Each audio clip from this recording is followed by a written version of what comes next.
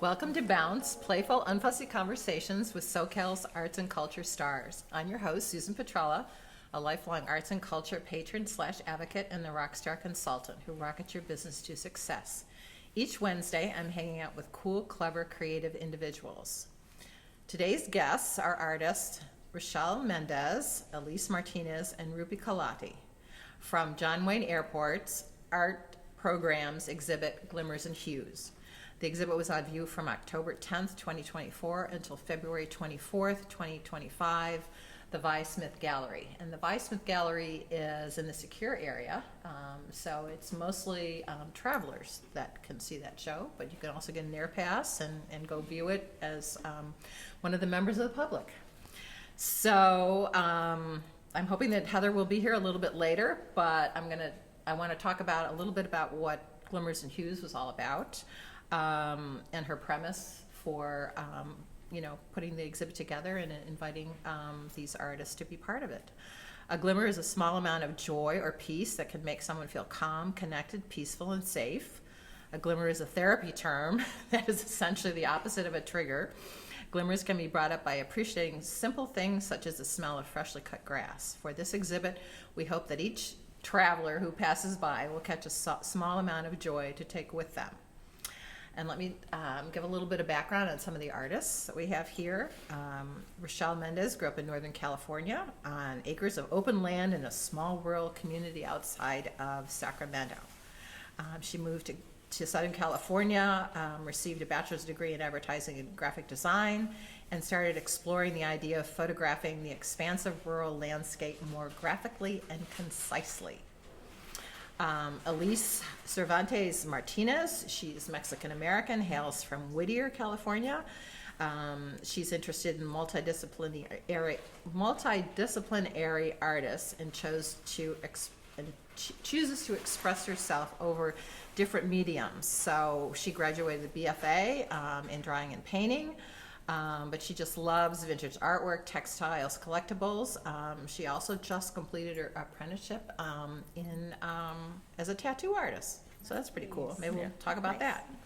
Rupi Kalati is a multimedia artist born in San Jose, California. Currently based here in Southern California, she works in oil paint to create traditional and 3D works fusing elements from her Indian heritage and American upbringing. So welcome. Thank you. Thank you. Thank you. So let's talk about Glimmers and Hues. So how did you become part of that exhibit? So anybody can jump in. Well, Heather invited me. Yeah.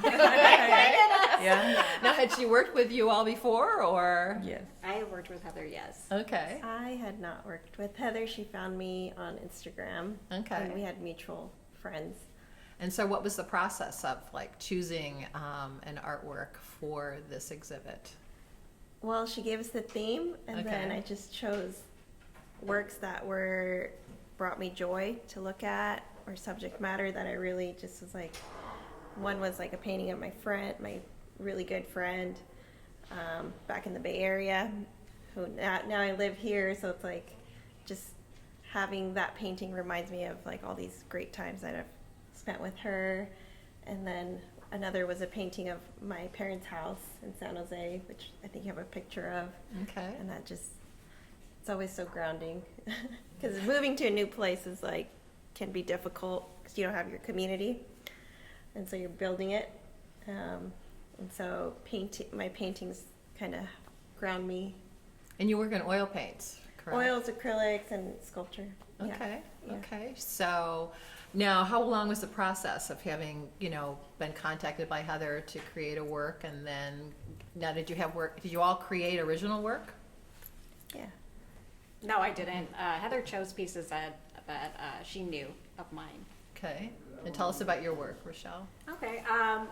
Well, as all artists know, you create a story from your work, and then sometimes you work with a curator, and they are making their own story with your work, and you hope that their stories align. Sometimes I've worked with curators, and I'm like, is that who I am? and you see yourself in a different way. Okay. But I think with Glimmers and Hues, my work is photographs of the Southern California landscape, a lot of industrial and maybe landscapes that are overlooked or depressing. And I try to find something positive in a graphic moment with playing with textures and colors within our own landscape. And I think that the Glimmers and Hues was a nice match, because it was like, oh, this is an industrial or, maybe overlooked landscape of California, but it is ours, and there can be a positive spin or a positive moment in those landscapes with color and play. Okay. And so are there particular, is it black and white photography or is it color photography? I do color photography because I really want to showcase our landscape, the beautiful blue skies. We have almost a cartoonish architecture style to our tilt-ups, to the graphicness of the palm trees and the cypresses that are not native to Southern California. But everything comes together and it creates this style that is very uniquely Southern California. And I grew up in Northern California as well, and it is not the same. Okay. It is a landscape that is unique to us down here. And so did you create artwork in Northern California that's different, or did you create artwork when you were there and had to kind of change here? I really would, because I grew up in more of a rural community, I really leaned into like the traditional, like, oh, that's a beautiful hill and a sunset field. And then you come down here and you're like, I can't see mountains. I can't see fields. There's these big, square buildings in my way. And so my work really came out of a moment of like, how do I make art or a landscape out of something that is not beautiful, quote unquote? How do I find a positive moment within, these blockages that we, visually have to navigate? And so I really tried to make like almost like if you're confronted with a landscape, how do you make it positive? Can you play with the ground, with the layers and the textures of the color? And also our landscape is so almost like a patchwork quilt. And it's so beige in Orange County. Yes. It's like, oh my God, so much beige. Elise, tell me about your work. So I had worked with Heather before in a show at Brea Gallery. I've worked in her Made in California too, but also one called Pure Unadulterated Joy. And it was a group exhibition, I think, just after Made in California. And That's the one I saw, maybe. Maybe that's the one I saw. this one I think was two years ago. Oh, okay. It was Never it mind. was a while away. But I talked to Heather about like my artwork before. Like a lot of my paintings are kind of just like I've talked about a little bit in my artist statement. They're vintage things, found objects, found textiles, found patterns that I kind of like mashed together in a way that feels right to me. I like anything like tacky and artificial in a way. So if I can make something as tacky and artificial as possible, I probably will. Yeah. So if I can Remember those? Like I remember those if you grew up like in the 60s. Yeah, so all of the pieces at the John Wayne exhibition are vintage rubber toys. I think most of them are from a company called the Edward Mobley Co. Those are like ones I collect, so okay. I could geek out on that a little bit, but I love like those kinds of the artificial, the colors, like everything about it is kind of what I. Are they all like puppies like that? It's kind of like a. I think so. I mean, some of them I don't know what the animal is sometimes. Okay. Like they just look a little strange. But that one I think is supposed to be a dog. You Yeah. can tell by the ears. But I have like cats and I had two dogs and a cat at the show, so I just had the 3 paintings. So what about this as a glimmer or something joyful? Well, I don't know if it's Or a therapy. I don't know if it's so visible in the printout, but there's actually like a woman like kind of in the painting, and she looks a little seductive, so that could be a glimmer, I guess. Okay. Yeah. And all of those paintings, it's obviously easier to appreciate artwork in person. Yes.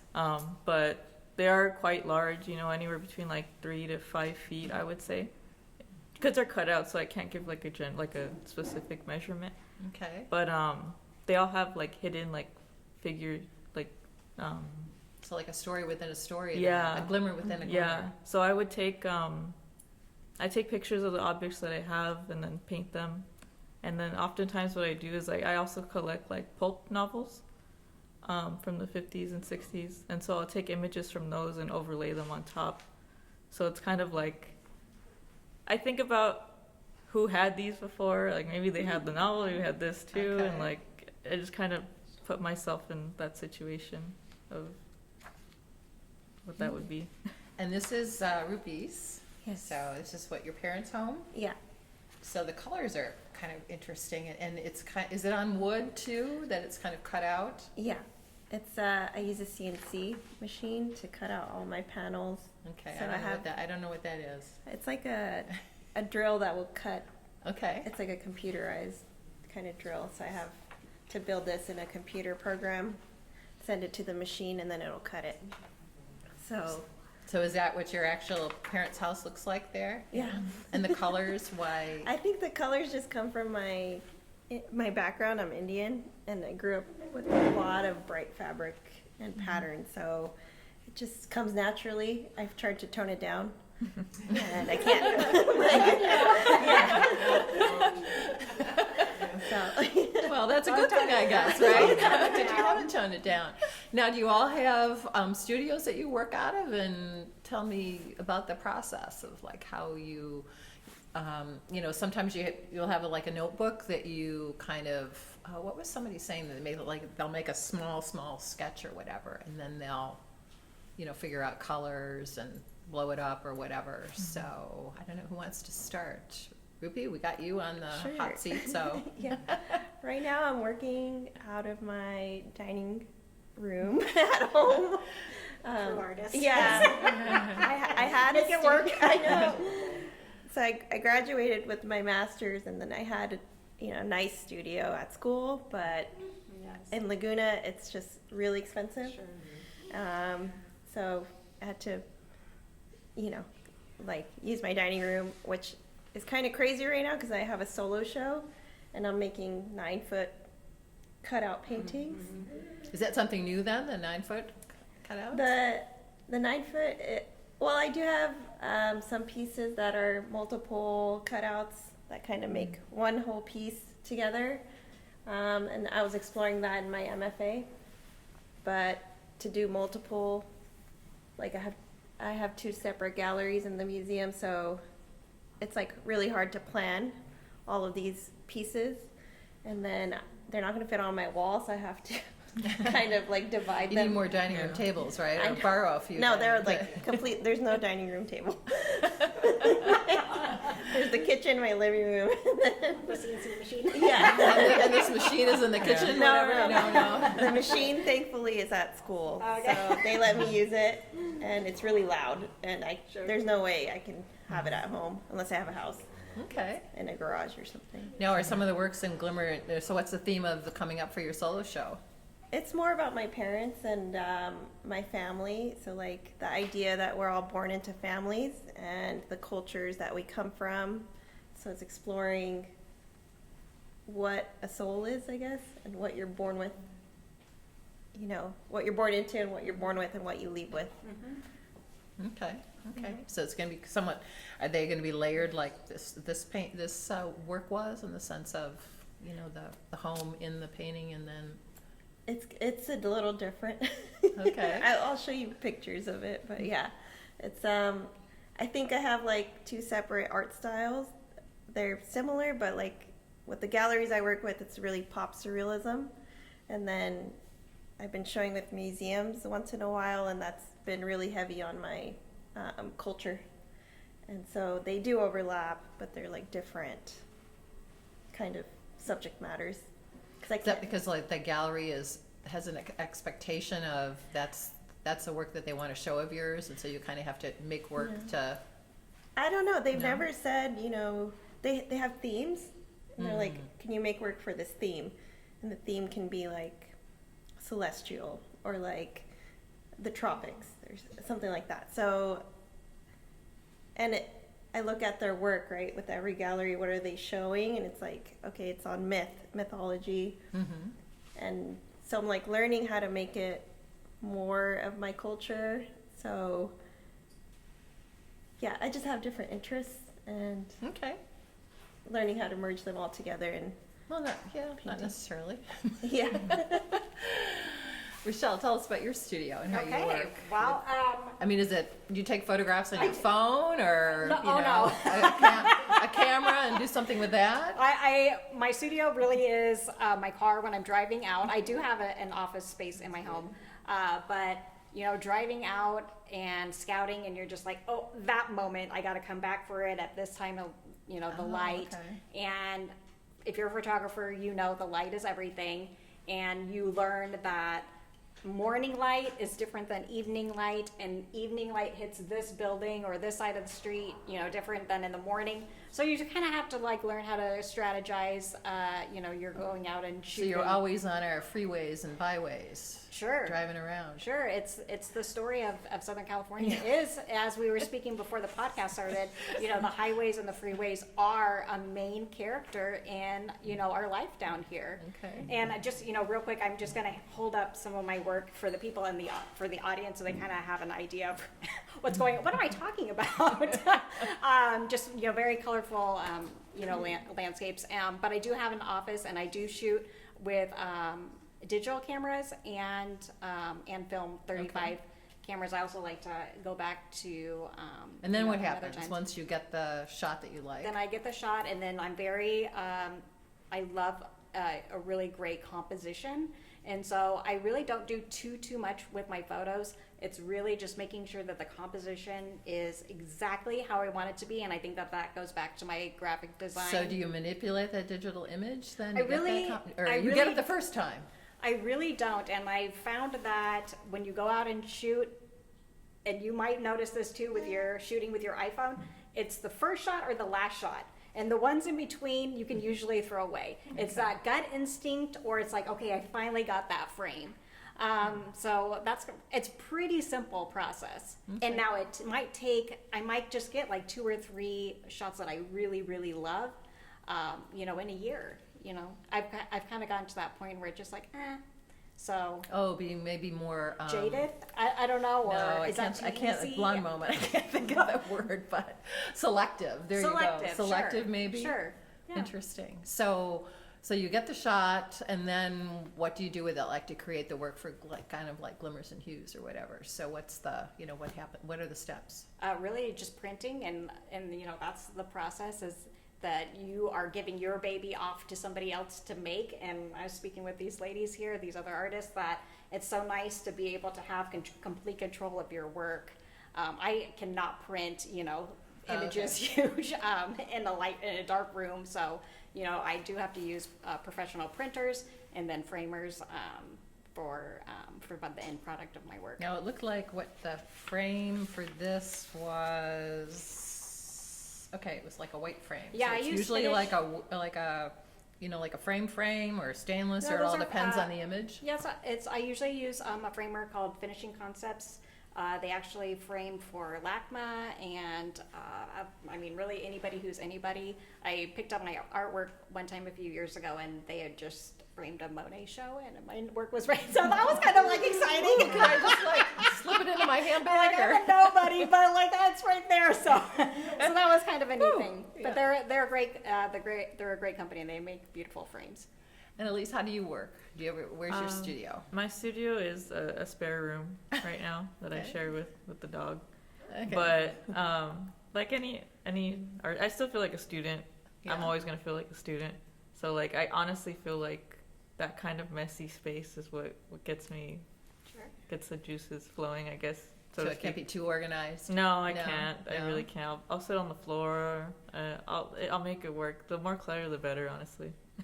So how did this painting come about? What was the title too? I didn't ask you. So what I what's believe that one was called Puppy Love. Puppy Love? Okay, Puppy Love. Um, And Ruby's, yours was She didn't give me the titles, so it's like, okay. I can't remember. All right. I think it's Nightlight, actually. Nightlight? Okay. Yeah. So Puppy Love. So tell me how we created Puppy Love. So I took pictures of the toy that I had. I use like Procreate a lot, just to kind of put my ideas together. What's that? It's You have to a explain drawing app like for the iPad. Okay. A lot of digital artists use that. It's kind of almost replacing like Adobe Illustrator, those kind of programs a lot. Okay. But you can kind of essentially do everything you could on Photoshop on Procreate. So I use that to kind of, I use mostly my own images that I've taken. So just to add on originality, I guess. But I'll kind of put together my ideas and like overlay, and you could play with like the opacity of images, and that's kind of why I chose the figure on top of it, and like the there's placement. The woman. Oh, yeah. You should pass it around. Yeah. Okay. And that's kind of how I start. If I don't do that, I always do like thumbnail sketches too in my sketchbook. You know, classic. I see like art nodding school. heads of Rochelle Yeah. and Rupi. So Yeah. sketchbooks too. Yeah. I even use a sketchbook. Okay. Yes. Yeah. Mhm. Yeah. Okay. Yeah. So the show is up now. Did you get out to the airport to kind of like interact at all with I did. like with the travelers or whatever? It's a Yeah. little bit of a challenge to get into the secure area. I was gonna do that, and I was like, oh my god, there's 50 people in line. Then I'll have to take off all my clothes or whatever. Yeah. Even with an air pass, not all of it, but you know how it is. Your bell and all your whatever. And I was like, oh my gosh, okay. But that's probably shouldn't say that. But so did you go out and did you have an opportunity to interact with the travelers about your work in the exhibit? I went out. Yeah. I did receive a couple of emails or direct messages through Instagram Okay. telling me that they liked my work, but I didn't interact in person. Okay. Yeah. Okay, so all right, you didn't go out or whatever. So I'm just trying to think I think Heather's talked about like doing some tours or whatever. So was this the first time you had done something at the airport? Yeah. Yes. For the yes. artwork. So was that different than some of the other shows that you've had to participate in? Like, I don't know, some of the requirements or whatever, or I would say so. I mean, not to sound superficial, but there's no party. there's no party. Yeah. Yeah. You drop off and Yeah, That's true. There's no it. like exhibit opening or whatever. I know. Yeah. It's a little dull, isn't it? Yeah. I mean, Yeah. it's amazing in other ways, but I love the satisfaction of an open reception. Yeah. And I love interact. This is the first time I get to interact with the other artists there. Absolutely. So Oh, that's, well, party. yeah, this is our party. Party. But yes, that's true. And I know she's talked about, having, like a curator's talk or whatever, but I don't know if then too, she might be limited, like, to the number of people that can go or whatever. So yeah, it is a little bit different being there or whatever. I'd like to see more. I'd like to see the unsecured area, activated more or whatever, so that people could actually, come out or whatever. So what's next? So what's next for all of you? Rupi spoke a little bit about some shows coming up. Can you name the galleries or when these things are happening, or it's under wraps still? My solo show is at Oceanside Museum in July 2026. It's another year. And then I have a few group shows with Arch Enemy Arts in Philadelphia, Nanny Goat Gallery in Petaluma, and then I just had a show come down with Modern Eden Gallery in San Francisco. So Very great. nice. it's Okay. a lot to juggle because my normal jobs that pay me. Yeah, what is a normal job? Being an artist is not. It's not the most stable, I would say. So what do you do for whatever, I don't know, when you're not doing your art? I'm a teacher, so Okay, what do you teach? I teach college. I teach at Laguna College of Art and Design. Oh, okay. So I teach figure drawing and intro to drawing there, which I love that job. And then I also teach high school and middle school after school programs. Okay. So you know Cody? I know Cody. Yes. Cody, yes. Yeah, he's we had a great. lovely conversation with Cody, and Yeah. his work is up now Yeah. there His work is in really the good. unsecured area. So Yeah. a little bit easier to see or whatever. So, yeah, okay. And so, Elise, what's coming up for you? And I don't. do you have a day job too? I You know? do. I work at Nordstrom Brea. Ah, That's my day job. okay. I Okay. actually just came from there Oh, this morning. okay. But other than that, I do work at the tattoo shop. So Yeah, tell us about the that- tattoo, how that kind of came about. So it was something I wanted to do when I was in high school, Okay. and I kind of got put on the track to go to college, as my parents are both teachers, so it was not that it was non-negotiable, but it was kind of non-negotiable. So and I don't regret going to college. Like I learned so much at Cal State Fullerton. I think if I hadn't ended up going to college and going the tattoo route first, I still would have wanted to do some like community college or some kind of bachelor's program. But I kind of had an opportunity to get an apprenticeship in 2022, and I was an apprentice for about a year, and it didn't work out. And then I had found another apprenticeship, and I just finished that one. And is that how that works? That you go through an apprenticeship then? Yeah. With Yeah, a typically. kind of like a Like you a know, mentorship. mentorship. Okay.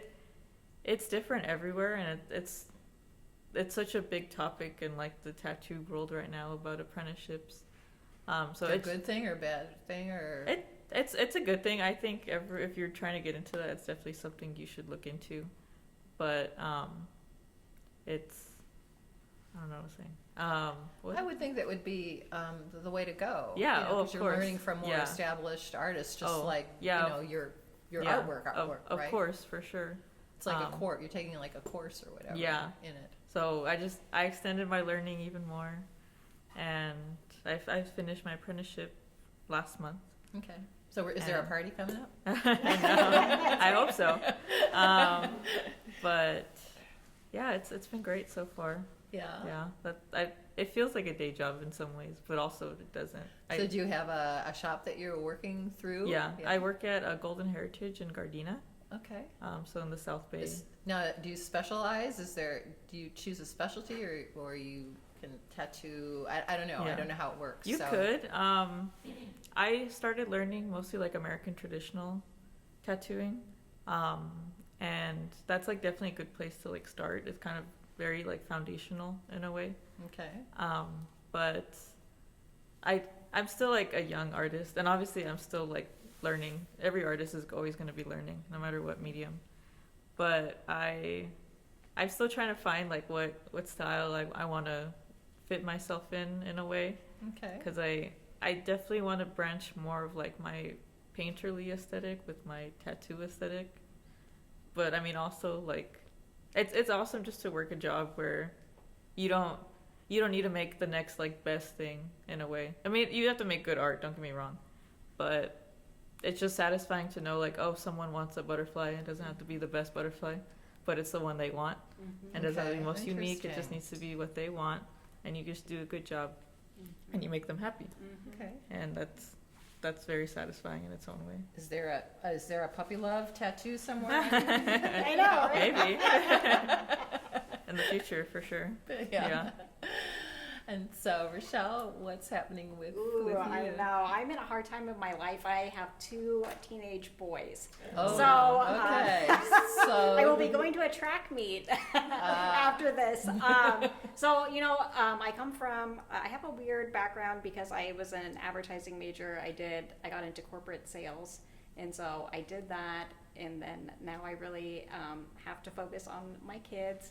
And art is really shoved into drawers when, I can and Was it can't. part of your? Did you do it when you had the sales and the advertising career? I always did art, and Okay. just much like everybody, you make time when you can, Okay. and being a parent is a big job, and you really just try and find those 5 minutes here and there, and you try and make a story, Okay. Okay. For the big picture. Okay. So these boys, they get track meets and Yeah. getting them off to Yes. college and That's okay, right. yeah. So or not, or? That's an art in of itself, right? Yeah, I suppose so. Do they have any interest in art, or? My oldest, he's actually interested in architecture. Okay. So I was like, make me something that I can photograph. So. Okay. And Rupi or Elise, do you have family members that are also into art, or? Oh yeah, my sister's a animator and like puppet fabricator. Oh. Yeah. Okay. Oh, She definitely like great. paved the way in our family for, So does for she? artists. So puppet? Does she work for someone? What is that She does famous- freelance. Like I think at Bob Baker. Oh yeah, yeah. Yeah. I've been I wanting to think see one of those she's shows. worked for and- them before, Yeah. but she does freelance work. Okay. for That's stuff, awesome. yeah. Okay. And Rupi? I'm the only artist in my family. Was it Yeah. supposed to be doctor, lawyer, or Yeah, whatever? yeah. Kind of that. Thankfully, my brother and my sister took on those roles. So. Took on those roles. So you're a little less pressure, right? Yeah. Oh, my mom still tries. Oh, she still tries, yeah. Oh, too funny or whatever. Well, yeah, thank you very much for being here Thank you for inviting you us. know, giving us a glimmer and a glimpse and a hue of the show that at John Wayne Airport, and they've got a fabulous. I was hoping to have Heather Bowling, who's the new doyenne there as the arts program manager, because it's really exciting. If you can get out, you can get an air pass, you can go on the secure side. She's really been very clever and creative as to what she's done with the exhibits there, and I don't have a list I should have brought for what's coming up, but I hope to see, I hope we can stay in touch and keep track of your careers and where you're at. So I want to thank you for sharing your stories you. with us today. You've made Bounce. A special thank you to our generous sponsor, Coastline College, its Fine Arts Department and Art Gallery, David Michael Lee. He's the director, the curator, the professor. He's also our wonderful producer. Thank you, David. Until next Thank you, time. David. Thank you.